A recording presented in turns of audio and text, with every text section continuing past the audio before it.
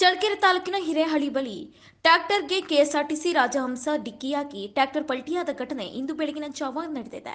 ರಾಜಹಂಸ ಬಸ್ಸಿನಲ್ಲಿದ್ದ ಸುಮಾರು 10ಕ್ಕೂ ಹೆಚ್ಚು ಪ್ರಯಾಣಿಕರು ಗಾಯಗೊಂಡಿದ್ದಾರೆ.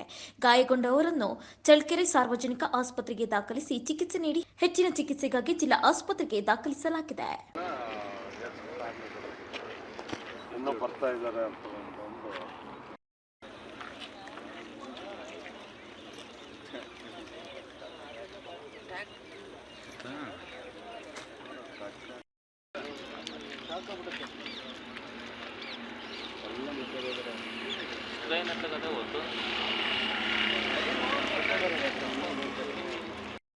ಜನ ಇದ್ರು ಈಗ 25 ಜನ ಇನ್ನೂ ಬರ್ತಾ ಇದ್ದಾರೆ ಅಂತ ಒಂದು